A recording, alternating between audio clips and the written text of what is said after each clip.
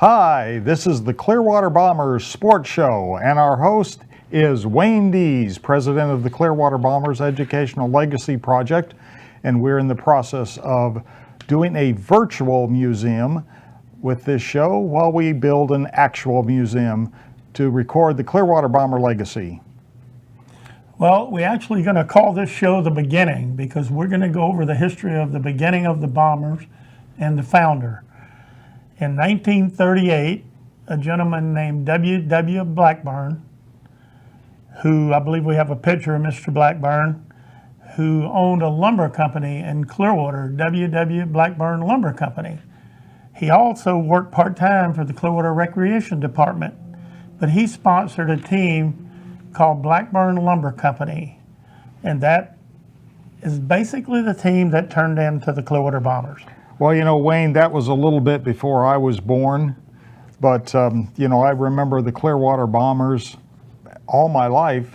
Even though I grew up in Illinois, we would come on vacation to Florida, and the Bombers were very famous in this area.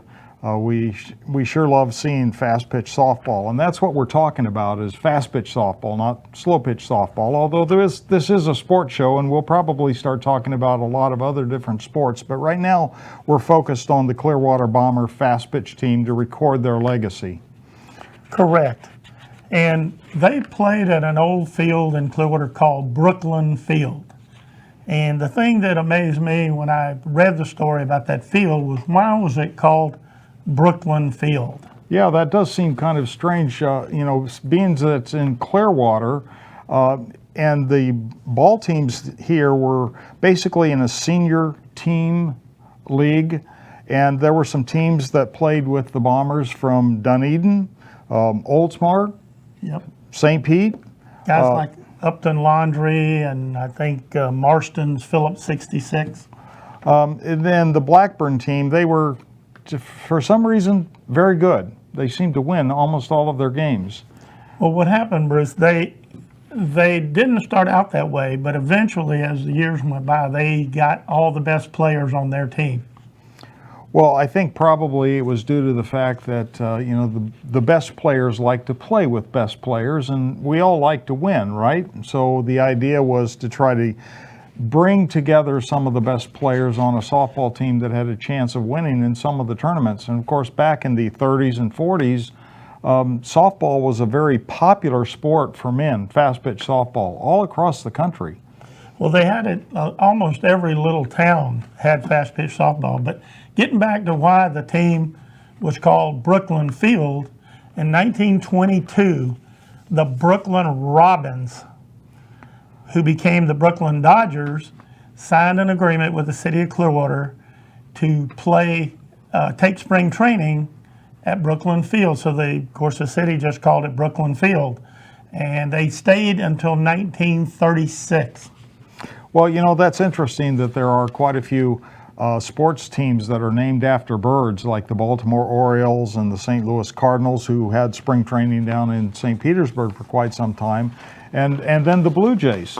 But the interesting thing is this field, for many, many years, hosted not just the Brooklyn Robins and then the Brooklyn Dodgers, but they also hosted a lot of the other teams that played, such as the Clearwater Pelicans, or the Newark Bears, and the Clearwater Bombers, of course, but the Cleveland Indians also practiced spring training here for many years after the Dodgers left, and then the Clearwater Phillies and the Philadelphia Phillies also have played in Clearwater with their spring training for many, many years. Yeah, the Phillies were here, and they actually were pretty good a few years there, and I think they won a pennant. Yeah. But I believe we have a picture of the old wooden stands at Brooklyn Field, and according to what I understood, that seated about 2,200 fans, and it was a wooden structure with a screen all the way enclosure. And as you see the picture, it was pretty interesting. Yeah. You know, they had a wooden dugout as well, clubhouse. And the interesting thing was that the town showed up and the stadium would be packed for just about every game. And people would talk about how their parents would take them to the game and the kids would like to chase the foul balls. And we kept that tradition going even up to recently, where the kids would go get the foul balls and then they would get a token. And if they collected enough tokens, they could buy things at the souvenir stand with those tokens for returning the foul balls. The stadium burned down according to the history, 1956. But it was across the street from what became Jack Russell Stadium when they built the stadium for the Philadelphia Phillies and for the Clearwater Bombers. And it's now they have the recreational center and the library for Clearwater there on what used to be the Brooklyn athletic field area. So the land has been used for the city for many, many decades for the benefit of the citizens of Clearwater and Pinellas County. Right. The city has actually placed an historic marker in the general area on Greenwood Street there by the rec center and the new library about where that field was. And after that field burned down, there was a field called Greenwood, I believe it was called Greenwood Street or Greenfield, and the Bombers had to play there for a while. Yeah, and then they built the Jack Russell Stadium, and Jack Russell Stadium is, the Jack Russell Field is still there, although the stadium has now been taken down after many, many years of use. I can remember, for several times we played the Bucks Bombers game at Jack Russell Stadium, and the Buccaneers from the Tampa Bay football team would come over for a charity that was put on for the benefit of the charity that the Sartoma Club was in charge of. So why were the Bombers called the Bombers, Wayne? Well, if we have a little clip, a video clip, and if you go back, maybe we can play that. I met the daughter of W.W. Blackburn. Her name was Verna Blackburn Daniel. Okay. And she can give us a little insight into how the Bomber name came to be. My father has always had an interest in sports, and I think it started back when he was going to Columbia College up in Lake City. Then the next time that he was really involved in sports was when he became a member of the recreation department. I don't remember what capacity he served in, but it was during that period, I believe, that he became more interested in sponsoring his own team. And it was the only for the business, teams sponsored by the businesses. It wasn't an intercity activity. The Bomber team had grown quite famous locally, and it had become time to give them a name. And they had sort of called themselves Bombers, and my sister thought, well, this would be a good name, Blackburn Bombers, because at that time there were Blackburn Bombers manufactured in England, and we all had the war on our minds. So, Yep, go ahead, Bruce. well, it's interesting that the Bombers flew their bombing training missions over Clearwater Beach, Caladesi Island, and they were doing that from what is now the Tampa Airport, which at the time was the old Drew Field. Even to this day, we see different missions, airplanes coming from MacDill Air Force Base, from the Central Command area. It's very impressive, very exciting to see the U.S. military in this area. So I can understand, but the war effort that was going on between 1941 to 1945 put a stall on the Clearwater Bomber history.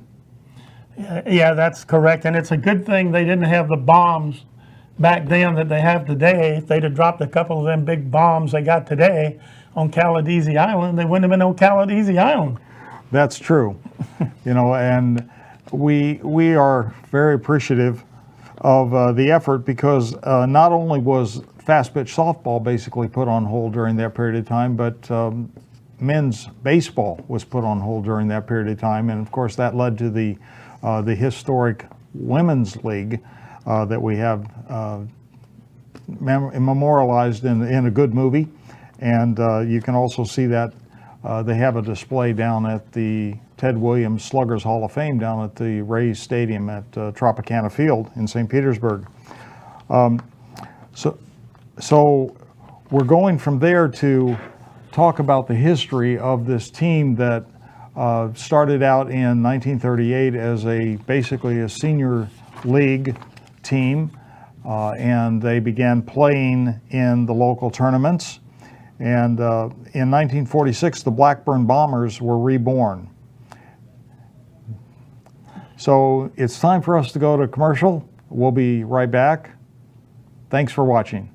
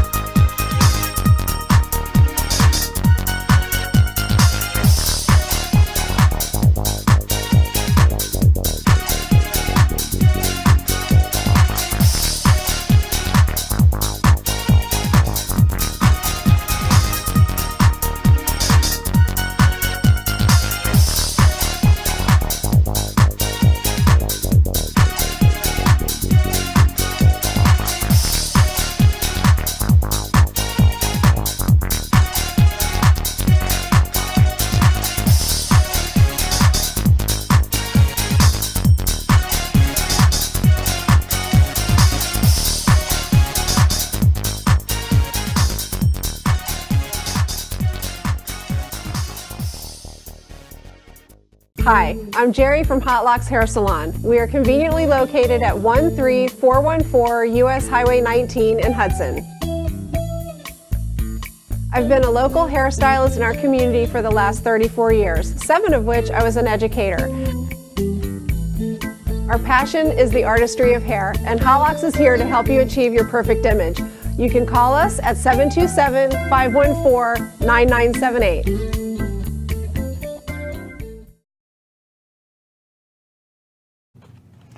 Hi, welcome. This is the Clearwater Bombers Sports Show, and I'm Bruce Kaufman, the co-host, and with me is Wayne Dees. And Wayne, we have a special segment for our show. I believe we call it the Guess Who section. Is that right? That's correct. We're going to have a person come on that's either an ex-bomber or something to do in the past with the Bombers. And we're not going to tell you who it is. We're going to see if you can guess, and then we'll let you know in a little bit after we talk about him. All right, this will be kind of fun. Is this kind of like 20 guesses? Do you get your pencil out, get your paper out, and start writing down the names of the person you think it is, and let's see whether or not you get it right.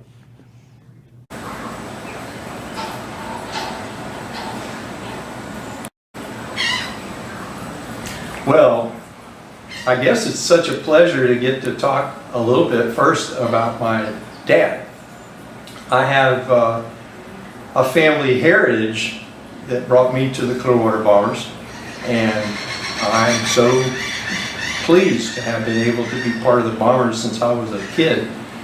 My dad started the first softball team, I think 1939 or 40, and then by the time I was about 6 or 7 years old, I had become the Bomber bat boy.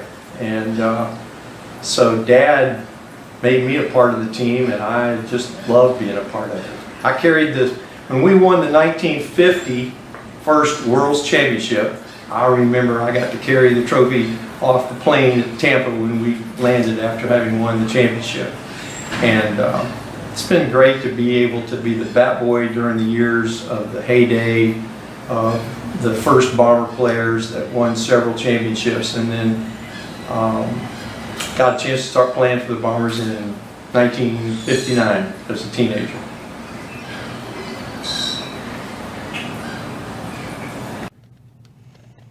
Okay, so now that you've had a chance to write down your guess, how many of you were able to guess the right name? And Wayne, who was the interviewee? That was Tommy Moore, Hall of Famer, Eddie Moore's son, that played for the Bombers for a number of years. So you're talking about Tommy Moore, and I believe that he was also a bat boy before he was old enough to play. Isn't that correct? He started off as a bat boy. In fact, I think he was talking about there taking the 1950 World Championship off of the plane. His dad let him bring it off the plane at the Tampa airport when the team returned from winning their first World Championship. So as they were started in 1938, and then the war caused a hiatus in the program from 41 to 45, what happened in 1946? Well, in 46, they didn't do too good. I think they won the state and then lost in the regionals. And that was the Southern Regionals? The Southeastern Regionals, yes. So the team there is 1946? This is a team, I believe, that's a little bit later than that. But that team won the state, the regionals, and didn't get to the World Tournament. And I noticed they had the Blackburn name on their uniforms, which was just basically about the same time that they were changing over to becoming a Clearwater Bomber team because they were part of the Clearwater Athletic Program. Is that correct? The original Blackburn team was sponsored by Blackburn Lumber Company. They were not a part of the Clearwater Recreation League. Evidently, there were a couple teams that were sponsored by the Recreation Department. But that team, until 1949, was the Blackburn Lumber Company and then became the Blackburn Bombers. Yeah, you know, many times the local businesses would sponsor various different teams. In fact, I think even now, local businesses sponsor Little League teams and advertise their business by helping out with these programs, the community recreational programs. So in 1947, something of very significant happened. Who became the manager of the team then?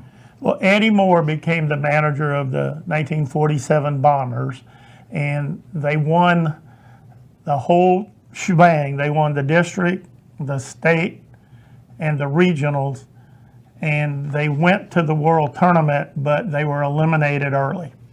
Well, they even hosted the World Tournament in Clearwater that year, and but they were not the world champions. So who won the world championship in 1947, Wayne? I'm gonna have to look back here, Bruce.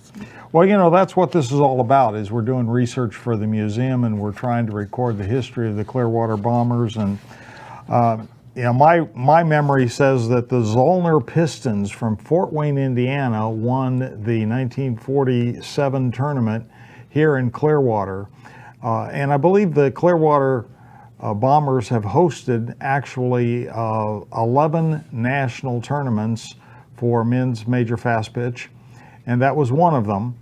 And obviously, of course, the home team always hopes that they'll win, but they didn't win. And someone told me, and I've got to do a little bit more research, Wayne, but someone told me that Mr. Zollner, his business sponsored the Pistons in the fast pitch tournament, and they represented Fort Wayne, Indiana, against the Bombers. And shortly after that, he moved his company to Detroit, Michigan, and then bought the franchise for the Detroit Pistons in the National Basketball Association. So actually a softball team turned into a National Basketball Association team. I'm going to research that, but I'm pretty sure I'm correct. Little step up on there, huh? Yeah, I would say it was a step up. But you know, the interesting thing is back then, in the 40s, the amateur fast pitch softball was as popular as Major League Baseball or Major League Basketball is now. The whole town showed up for the games. Well, they used to put a marker out on Cleveland Street and drew that there was a Bomber game tonight. And it was stated in a couple of the articles I read that the Bombers actually drew better than the Phillies did in spring training. I believe that. I mean, there are many pictures that we have from the archives that show that the stadium was packed for Bomber games. And the interesting thing is that in traveling around the country and even around the world, people still come up to me when they see the Bomber logo on my jacket, my windbreaker, and say, "Oh, I remember the Bombers. They used to play against a team that was from my hometown." Someone just reminded me that they grew up in the Aurora, Illinois area, and they used to go watch the Aurora team play, and they always loved when the Bombers came to town, and that's one of the reasons why they moved to Clearwater, was when they got ready to move to better weather, they came to Clearwater because the Bombers were here. So what happened in 1948, Wayne? Well, in 1948, Eddie Moore, as we said, had become the manager. All the players kind of switched, and that's where we were talking about the better players grouping together. Right. All the players grouped together on the Blackburn Bombers. And they did go to the World Tournament. However, they finished about fourth in the World Tournament that year. So as these players started gathering around the Bomber team, the Bombers' reputation got better and better, and they would win the local tournament, which would then qualify them for state, and then they would win the state tournament, which would qualify them for regionals, and then they would win the regional tournament, maybe not, which would qualify them for the ASA World Tournament. Right. And Basically what you had was, back then you had to win the district, the state, and then the Southeastern Regionals, and that was comprised of teams from Alabama and Georgia and Florida. So in 1949, when they won the state and the regionals, and then they went off to the World Tournament, it was in Little Rock, Arkansas. I think we have a picture of the Bomber team from Little Rock, Arkansas, and they were in the losers bracket. They got into the losers bracket. They battled all the way back through the losers bracket. Probably one of the few teams that can do that because of the amount of pitching that the Bombers had. But they battled all the way back, and they played Canada, Toronto, Canada. So talking about coming back through the losers bracket, the Bombers have a very famous name in their pitching staff, actually several famous pitchers. Who was the pitcher for that famous game? Well, Herb Dudley pitched a 21 inning game. 21 innings? 21 innings. Fast pitch softball's only 7 innings long. Right, so that equals 3 games. Wow. Total. He pitched 21 innings. He struck out 55 batters in that game. That is still a World Tournament record today for 55 strikeouts in a single game. And when you think about it, Bruce, he only faced about 68 batters. Right. So only 8 or 9 batters moved the ball or fly it out or something like that. Other than a strikeout. Yeah, I mean, a strikeout is when they don't even make contact with the ball. And having seen Herb pitch later on in his life. I'm impressed because when an old man can throw the ball as well as he did, he definitely was one of the better pitchers. And of course, he gave coaching to a lot of the young girls who are playing fast pitch softball nowadays. So we're going to take another station break, and we'll be right back. Hi, I'm Jerry from Hot Locks Hair Salon. We are conveniently located at 13414 US Highway 19 in Hudson. I've been a local hairstylist in our community for the last 34 years, 7 of which I was an educator. Our passion is the artistry of hair, and Hot Locks is here to help you achieve your perfect image. You can call us at 727-514-9978.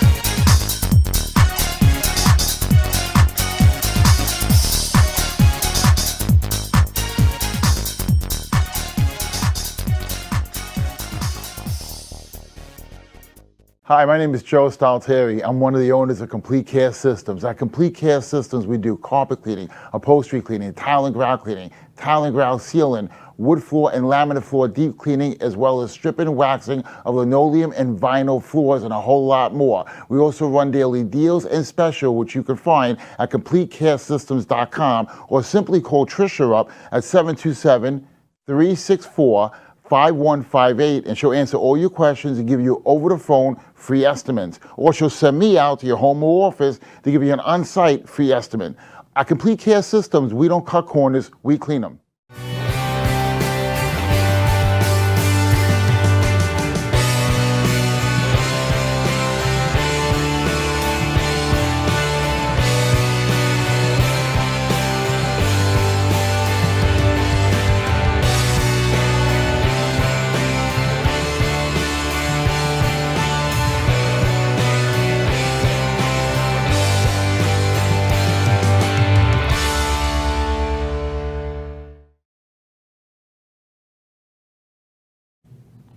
Hi, we were talking about the 1949 Clearwater Bombers, and they were at a tournament in Little Rock, Arkansas for the World Tournament.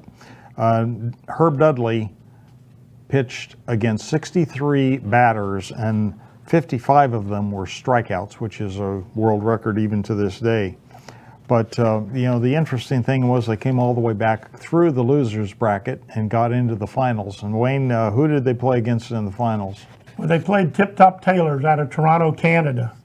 Oh, so this really was a world tournament at that time. This was a world tournament, and what you'll see from over the years as they become dominant, which in the 1950s they will, you will see these same teams that they compete against. Like Toronto won it 2 or 3 years, in the 40s. Right. And then the Bombers became prominent, and they kind of took over and they started whipping them. Right. And some of these teams were even playing and coming down to Clearwater because we had better weather and they could come down here sort of for spring training and play against the Clearwater Bombers in local games. And so obviously when the tournament teams that were their opponents were in town playing against the Bombers, the whole town showed up for the game because it was like replaying the World Championship all over again. So we've gotten through 1949, Wayne, talking about the 1950s. That's going to be our next week's show. That'll be our next show next week. Don't miss it, because that's when the Bombers started their domination of the world of fast pitch softball. Yeah, in the next decade or two is when they set their world records, and we've got a softball team that's in the Guinness World Book of Records. We're also going to talk about some of the other things that are upcoming, like the annual golf tournament, Wayne. Right, we got a golf tournament coming up, our annual, it's about our 6th annual golf tournament, and we have a lot of fun. We have a lot of great prizes. In fact, Mr. Loki Mercedes, the gentleman that owns, Mr. Loki that owns the Mercedes in Clearwater, said he loves coming to our tournament because we have the best prizes of any golf tournament he goes to. And we have a lot of fun. And you get to see a lot of the Clearwater Bomber players that come out that are still golfing. And we've got, actually, we even have some of the Lady Bombers that come, and they got their name from the Clearwater Bombers, and they come out and help with the tournament. It's a wonderful time. What are we trying to raise money for, Wayne? Well, we're trying to put a museum in the city of Clearwater to preserve the history of the Clearwater Bombers. They, from 1938 to the year 2000, they represented Clearwater worldwide. Yeah, I say that the Clearwater Bombers made Clearwater famous before winter was a dolphin. The Bombers were the greatest ambassadors the city of Clearwater's ever had. And sometime in the next few shows, we're going to talk about how the Clearwater Bombers went even to places like Cuba, right? They went to Cuba, they played Puerto Rico. I believe in our next show, we've got some pictures and some information where you'll see that they played Puerto Rico, they played Havana, Cuba, and there's another one I can't remember right off the top of my head right now, but they went worldwide.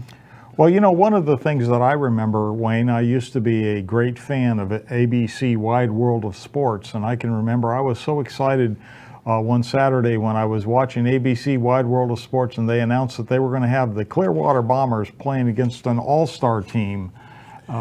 And they did that, Bruce, in 1961, and we actually obtained the video from ABC Sports, and at some point we will show that game. Well, that'll be exciting to see that game again, because if I remember correctly, the Clearwater Bombers won. The Clearwater Bombers did beat the All-Stars, and that was one reason that usually almost every year that they had the All-Stars, they played the Bombers, because the Bombers were good enough to give them competition and most of the time beat them. So we have a lot of fun having our Bomber Blasts at various different restaurants in the Clearwater area. And we're going to have one coming up on March the 1st. We're working towards that now, and basically what this is, we invite anybody that's interested in the Bombers, fans, players, coaches, or, you know, come see your favorite player. Maybe he'll be there. We never know who's going to show up, but it just ends up being, we usually try to show some videos or some pictures too. And some of the fans have actually brought in their scrapbooks and things, and it's been very interesting. Yeah, and it's a lot of fun too, because sometimes we pass out photos and we say, do you know who these people are? Because we're trying to identify people. Sometimes we know who all the players are, but interestingly enough, sometimes the fans get into the pictures too, and we're kind of trying to figure out, okay, who was this person that was added into this photo? We have a lot of material that we're working on for the museum. So where are we planning to have this museum at the present time, Wayne? Well, at the present time, we were connected to the South Ward project. The Clearwater Historical Society was going to have their new home there. And they've recently put up a sign there on the South Ward School property there on Fort Harrison in downtown Clearwater. Isn't that correct? Right, 610 South Fort Harrison, where Right. the old South Ward School was. There's 3 or 4 buildings there. There's the old cafeteria and kindergarten, which is a single-story building. There's a 3-story building that the Bombers Museum will be in. And then the Historical Society took the oldest building, which is closest to South Fort Harrison. Right. So we're in the process of preparing our part of the museum property, that second building, and we have a lot of boxes of memorabilia. Fulmer's photo studio donated a lot of material to the Clearwater Historical Society. We have quite a few trophies. Why don't we bring in a trophy in next show and let people start to see the trophies that we have? I think that would be a good idea. I believe we have 5 World Championship trophies that we know where they're at. We have a total of 10 that we're trying to find. We believe some of them got destroyed when they were taken from their display off of Clearwater Beach. Out there in the city, closed that area down. But we're trying to find the other ones. Well, we're going to be working with the ASA. They have a museum out in Oklahoma City, and the Clearwater Bombers have a lot of exhibits out at the ASA museum because we have 23 Clearwater 23 or Bombers 22. That are Hall of Famers, and we are sure we'll probably be able to find pictures of all the various winning teams that they took the trophy pictures with the team and the trophy on the field shortly after the tournament. I'm sure we'll be able to find that information. But we also have a trophy restoration project where we allow people to donate the money that's necessary to pay the company that restores these trophies to immaculate condition for us. And several of those trophies have been restored, and they're just absolutely beautiful trophies. So we're going to have those on display. Occasionally we bring one to a Bomber Blast, and we're going to start showing them on the Clearwater Bomber Sports Show as well. So when we have work days, Wayne, are we open for volunteers to help us? We do need to have some volunteers, or if anyone's interested in being a board member, we'll have some numbers up later in the show that they can contact myself or Bruce or anyone that's one of the board members, and we'll get those names put up on the screen so people can write the numbers down in upcoming show. Right, and since this is the beginning of the Clearwater Bombers Sports Show, and this is the beginning of the Clearwater Bombers Museum, we are kind of at the beginning stage, and so we're looking at trying to find more people to help us do what's necessary. We're looking for people that would like to be docents at the museum, who would like to learn the history of the Bombers, or maybe they remember the Bombers and they want to bone up on it, and then come and work one day a week at the museum, talking to people about the history of Clearwater, the history of the Clearwater Bombers, some of the local businesses that supported the Bombers, and just fill them in of the people that come to the museum on the history of the world's favorite fast-pitch softball team, the Clearwater Bombers. Well, it's amazing how the support went in the old days for the Clearwater Bombers. If you look back at some of the programs and things that I've been going through, it was just amazing. They were a winning team, and the people supported them to no means. Whatever they wanted. I remember one story I heard when they went out to Seattle and they ran short of money, and one of the coaches called and said about the Clearwater Bank and said, "Hey, we need 10 grand." And the guy said, "Your money will be there tomorrow morning." Well, and he wired the money out to the Bombers. That's how, confident they were that people were going to get their monies back and their money's worth out of their advertising. Right. So as we build this museum, Wayne, we are looking for people that want to help us support the local recreational program. We believe very firmly in the girls softball programs, but over the years, the Major League Baseball has basically taken over the men's part of the sport, and the Little League programs have basically taken the boys away from playing fast pitch softball, and so we don't really have the recruiting ground that we used to have. But we are looking to give support to those local recreational programs. Isn't that correct? Right. We're looking to do a couple of things. We're wanting to create a scholarship fund in the future that we give maybe one of the Lady Bombers or a high school athlete that the girls play pass pitch softball now. So give one of those athletes a scholarship. You have looked into some educational projects where kids can come to the museum and actually listen and hear about the Bombers, and it could be incorporated into maybe a math program or something like that. A history program, an English class. I mean, after all, people need to learn how to be journalists, and they need to understand the language in order to write articles about sports events and many other things. For example, sports has a lot of geometry in it. Sports has a lot of physics in it. And as people become more and more aware of the opportunities that are available, the sports museums have an opportunity to show kids how important sports is in our society and how it impacts all areas of our life. We're going to be right back after we take a station break for some commercials from our sponsors.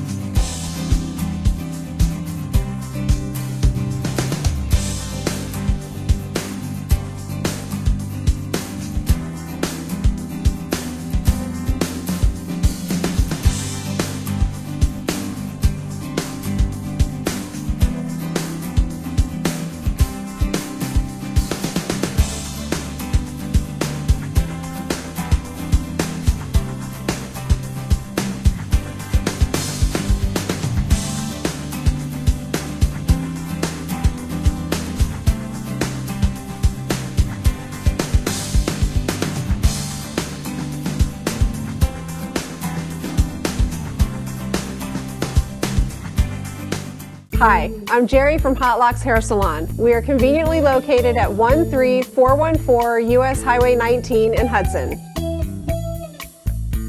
I've been a local hairstylist in our community for the last 34 years, 7 of which I was an educator.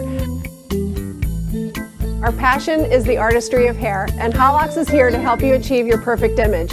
You can call us at 727-514-9978.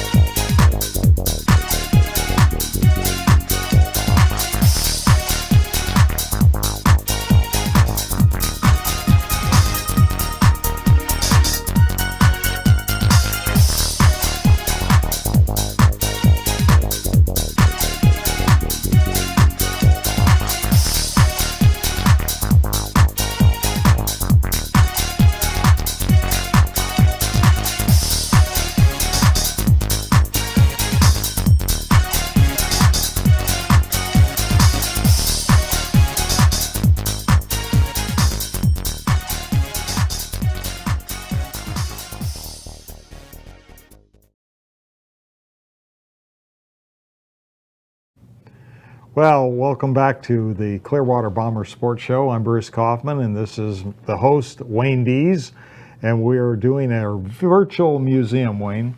Right, our virtual museum. We're working hard towards that, and hopefully we get it accomplished here. Well, this could actually be a reality show. I mean, we're in the process of building a museum, and they're getting to see it live and in person. Well, actually, a lot of people are going to that virtual reality now, and they actually have machines that you can buy, and you can put your museum through there, and you can walk through the museum, or y'all probably seen it on the TVs and everything, these virtual shows, and it's pretty good. Well, the interesting thing is that St. Petersburg has a lot of very interesting museums, you know, Clearwater area, the Tampa Bay area. It's a wonderful place to visit. There's a lot of things to see. I went to the Dolly Museum and they handed me a headset and a recorder, and I punched in the number of the picture that I was looking at, and it gave me a lesson on the picture. And I'm thinking, wow, this is really great. I can have my own tour at my own pace. You know, so pretty cool. So there's a lot of things that we're talking about in doing with our Clearwater Bomber Museum, and one of those things is to, of course, have pictures. I'm just looking at picture number 2 that we have here, and I'm just wondering, you know, who are these guys that were playing before I was born? You know, and take a look at that. You've got a Well, some of the players that played on that team was Holden, Rapetto. Didn't Mr. Repetto have the Orange Blossom Yeah, he owned the Groves? Orange Blossom Groves down there Yeah, on US 19. Yeah, you know, I remember my kids used to love to go there and get that orange flavored ice cream. You're gonna make me put on my glasses, ain't you? Oh, for sure. Yeah, why not? You know, but that was Yeah. one of the fun things. You know, when I came to Florida as a kid, we would always stop at the Florida border and get fresh Florida orange juice. And that was just so much fun. That was like, all right, the vacation is definitely on.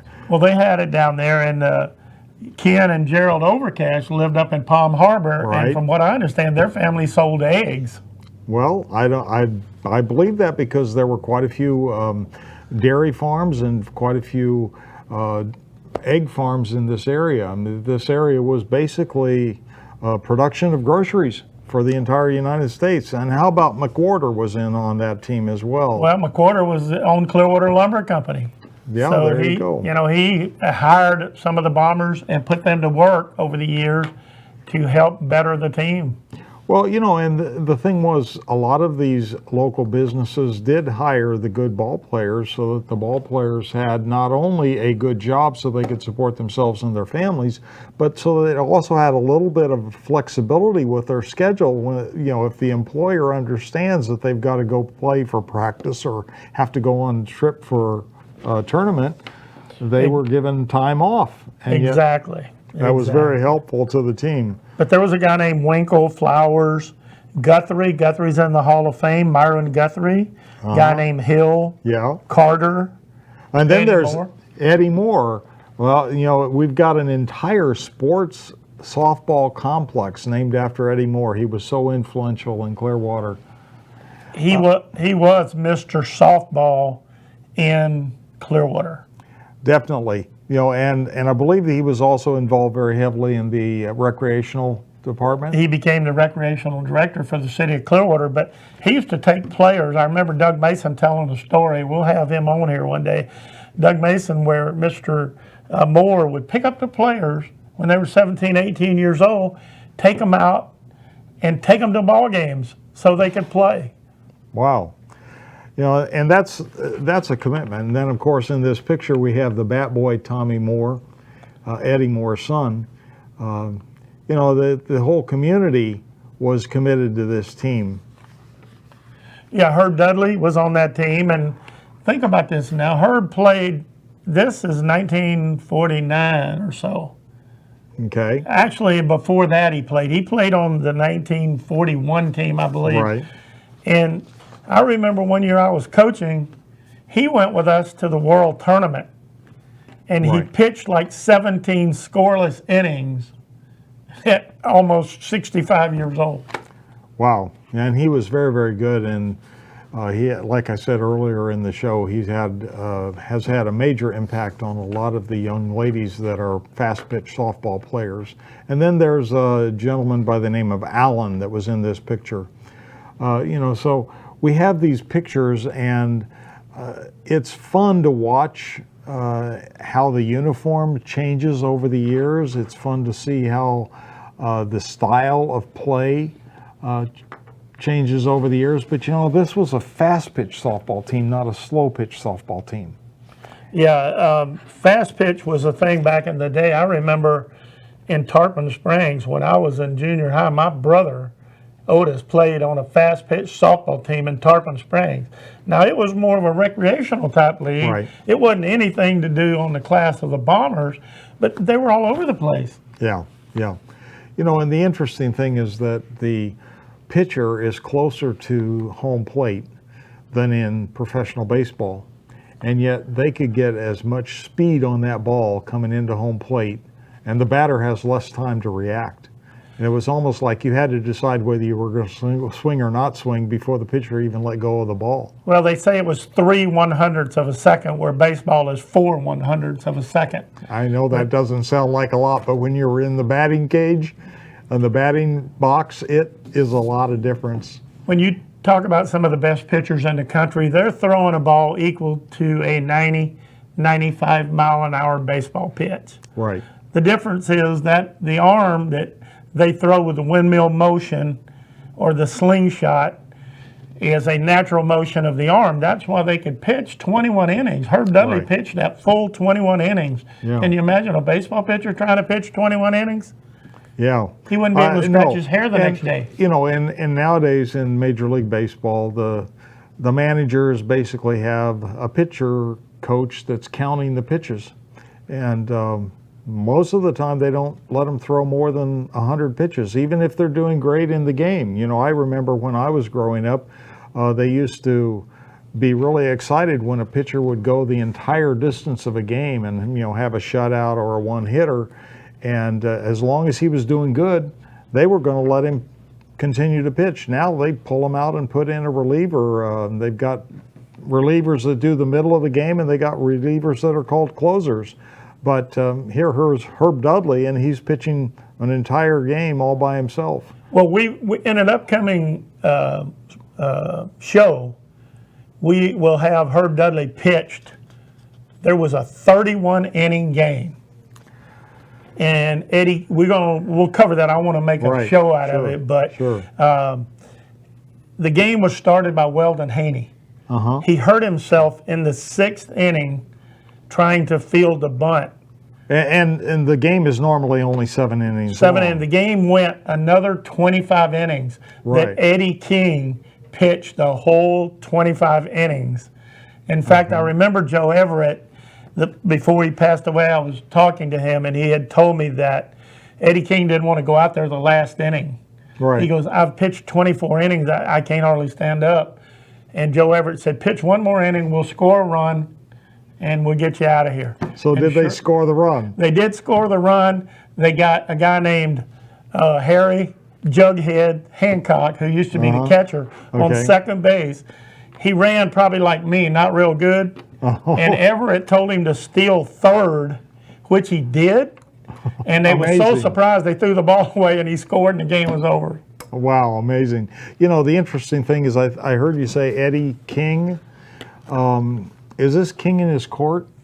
No, that's Eddie Feiner. That was Eddie Feiner, And okay. Eddie Feiner was someone that came with the King in his court. He had a catcher, a shortstop, an outfielder, and a first baseman. That's Right. all he had. Right. And he would come put on exhibition games.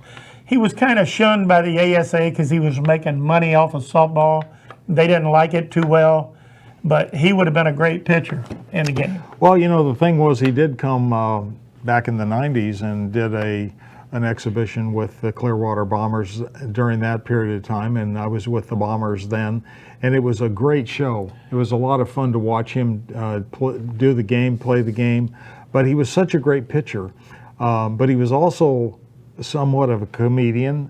He was Yeah. quite a good actor, you know, and he made it into a nice show, kind of like the Harlem Globetrotters. Right. You He know, would he would pitch from second base. right. And he actually came down when I was a player, and he did an exhibition in the 70s for the Clearwater Bombers. And I had to bat against him with him blindfolded. Needless to say, I didn't do too good because I didn't feel too good standing in the batter's box. I think I struck out because, you know, I was really light-footed. Yeah, you know, and those were some of the things that he would do. And of course, the Clearwater Bombers over the years had many opportunities to do exhibitions with the Tampa Bay Buccaneers football players for charity. They had several professional baseball players that would come and do exhibition hitting with them. So there's a lot of interesting stories. There's a lot of interesting stories in the history of the Bombers and this area. And I'm thinking, once again, we were talking about the Ted Williams Sluggers Hall of Fame that's down at Tropicana Field and where the Rays play. And That's my favorite player, you know. And they've got an exhibit for Eddie Feigner in the King in his Court down there as well. And so these are some of the things that we want to do with the members of our Clearwater Bomber fan club. We want to plan a trip down to a Rays game and go visit the Sluggers Hall of Fame and take a look at some of the museum that they have there to see what aspects of their museum that we want to incorporate with our museum. We've had some contact with them, and they're willing to promote our museum, and we're willing to promote their museum. So do we have a website, Wayne? We do. We have a website. It's the Clearwater Bombers Inc.com. Go there. There's a lot of interesting stuff on there, a lot of pictures, and we'll be updating that in the near future. And we also have souvenirs that you can buy that help support our program, such as these T-shirts, the polo shirts with our logo on them. And we're happy to have anybody wear them. It's amazing how many people around the world know the Clearwater Bombers and like being a part of our legacy. And that's what we're all about. The Clearwater Bomber Educational Legacy Project is about getting the museum going, promoting Clearwater, promoting the Bombers. And so we're going to be trying to include as much as we can. And the golf tournament is coming up in May, and we're going to be looking for golfers. We're going to be looking for hole sponsors. We're going to be looking for gifts, goodie bags. So any help that you can give us a call at 727-678-1490 and say, I love the Bombers and I want to help. What can I do? We're looking forward to seeing you next week on our Clearwater Bombers Sports Show. This is Bruce. I'm Wayne. 1950s next show. 1950s is going to be our next show. Thank you for watching the show, and God bless you, and God bless America.